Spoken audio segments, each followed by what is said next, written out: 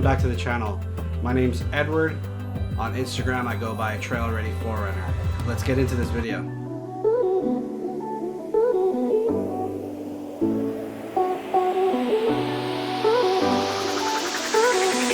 I always get asked, hey, what's that thing on top of your roof? And for the people that already know what it is, hey, does that thing really work? So in this video, I'm gonna go through what I like, what I dislike, and if there could be any improvements on the unit.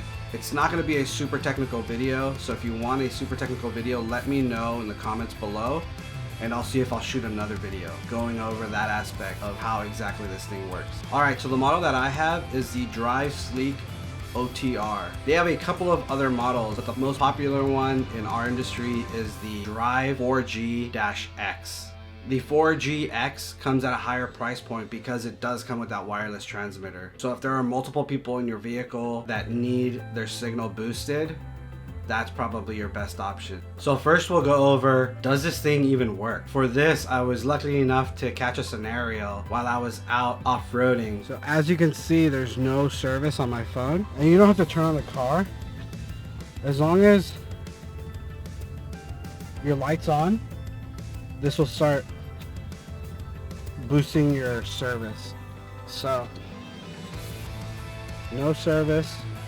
We'll put it in the WeBoost cradle, and then we'll put it back here, and if you give it a minute, it will pop up. The only reason why I'm shooting this video is because I'm out here on a trail and I wanted to, there it is. So I wanted to let my wife know that everything's good and I should be home and heading out. It went from no service to 1 bar. But with that 1 bar, I'm still able to connect to my text messages.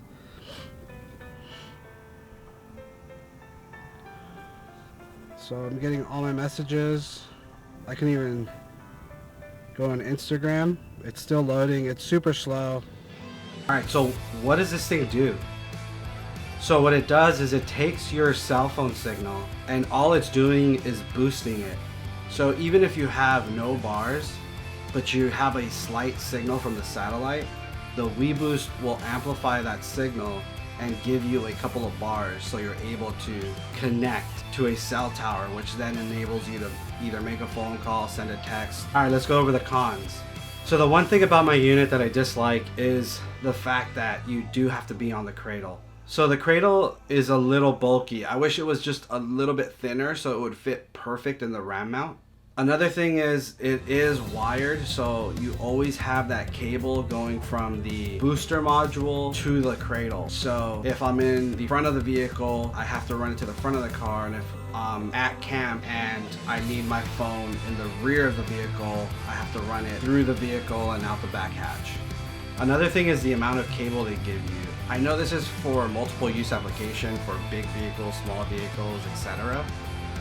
But in my vehicle, I just have a rat nest of cables. I wish there was a way to segment cables, and that way you can attach more cables if you need them and disattach them if you don't need them. If communication is important to you, and I'm not talking about emergency situations, I'm more talking about important situations like posting on social media, I'm just messing. Communicating with your significant other, letting them know where you're at, from even calling the rest of your party to make sure everything is good as they come into the mountain. It's just peace of mind knowing that you can still communicate even though you have a slight signal. A perfect example is we were up close to Mammoth and one of my buddies called home and found out his daughter was sick, and he was able to communicate with his wife. Everything was okay and she's fine now, but just having the ability to communicate that way is super important. So if I had to do it again, I would go with the 4G-X model, just because dealing with the cradle is a little annoying. And at the time of my purchase, I wasn't 100% sold on the product because there wasn't that many overlanders or off-roaders doing product reviews on this item. So I was a little skeptical. Knowing what I know now, I would definitely get the upgraded one, but that price point is a little steep. That's just my opinion though. I am not affiliated with WeBoost. They didn't pay me to say any of this. I paid for the unit out of my own pocket, and I just wanted to relay my experiences with this unit to you guys.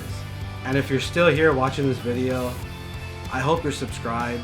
It definitely helps me know that there's people out there wanting to see content like this. Don't forget to like the video, hit that bell so you're notified the next time I post a video. That's all for this one, guys. Peace out.